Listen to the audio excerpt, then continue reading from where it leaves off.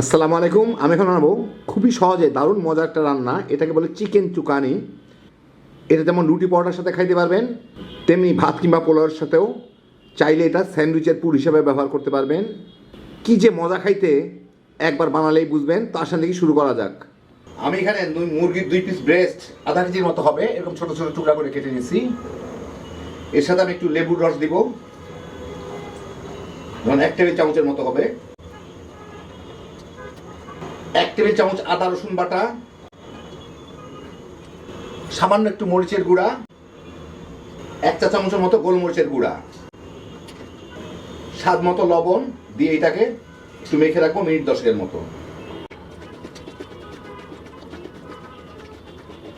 ভালো মতো মেখে নিলাম, মিনিট 10 থাক, তারপর আমি এটাকে ভেজে ফেলবো। আমি এখানে 3 টেবিল চামচ তেল গরম করে এর মধ্যে 10 মিনিট পরে এই মুরগিগুলোকে দিয়ে ভেজে নেবো একটু।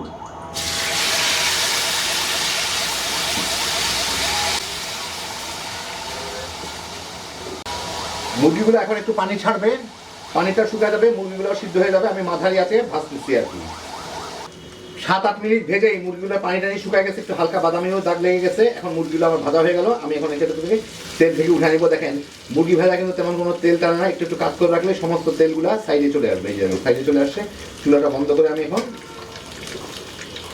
এই মুরগিগুলোকে একটু রেখে এর থেকে উঠাই নেব। তেলগুলো সব ঝরে আসবে পাশে, চলে আসবে পাশে আর কি। আমি একটা কড়াইয়ে 2 টেবিল চামচ সরিষার তেল ভালো মতো গরম করে ওর মধ্যে 4 কোয়া রসুন কুচি কুচি করে রাখছি, ওটা দিয়ে একটু ভেজে নিব। আমি খুব হাই হিটে তেলটাকে গরম করছি।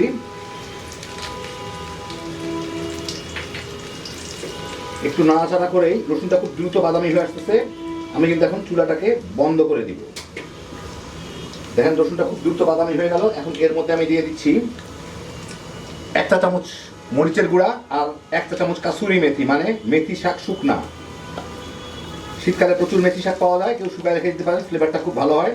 আর না চাইলে না দিতে পারেন, অসুবিধা নাই, দিলে ফ্লেভারটা ভালো আসে। এর সাথে একটু নাড়ানাড়ি করে দিব। এর মধ্যেই কাসুরি মেথিটাও একটু ভাজা হয়ে যাবে, যেটুকু গরম আছে তাতেই হয়ে যাবে। বাস হয়ে গেল আমার বাগারটা।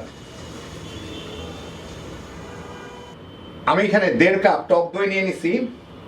এর মধ্যে আমি এই বাগারটাকে দিয়ে দিব।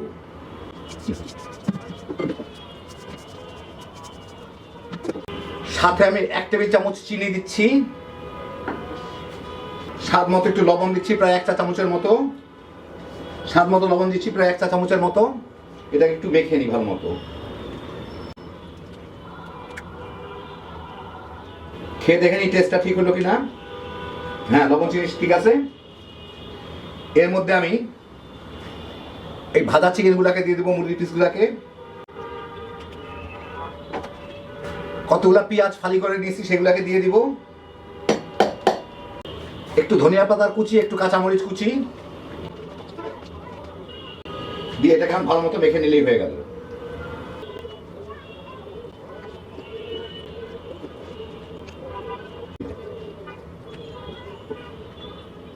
কেউ এইভাবেও রাখতে পারেন। আরেকটা কাজ করতে পারেন, সেটা হচ্ছে অন্যভাবে করা হয়।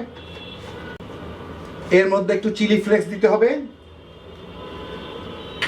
আর এটাকে ভালো মতো হাত দিয়ে একটু কষলায় মাখতে হবে, যাতে মুরগির পিসগুলো একটু ভেঙে ভেঙে যায়। আমি ওইভাবেই করতেছি, তাহলে খাইতে ভালো লাগে বেশি।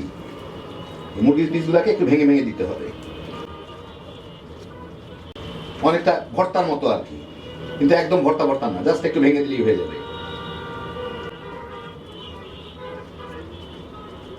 বাস ভেঙে ভেঙে দিলাম। আপনাদের আমি একটু পরিবেশন করে দেখাচ্ছি। এই দেখেন হয়ে গেল আমার দারুণ মজার চিকেন চুকানি। এত সহজে যে এত মজার একটা আইটেম তৈরি করা যায়, একবার না বানায় খেলে বুঝবেন না। এটা যেমন রুটি পরোটার সাথে খাইতে পারবেন, ঠিক তেমনি ভাত কিংবা পোলাওর সাথেও তামা তামা করে খাওয়া ফেলাইতে পারবেন। চাইলে এটা স্যান্ডউইচের পুর হিসেবে ব্যবহার করতে পারবেন।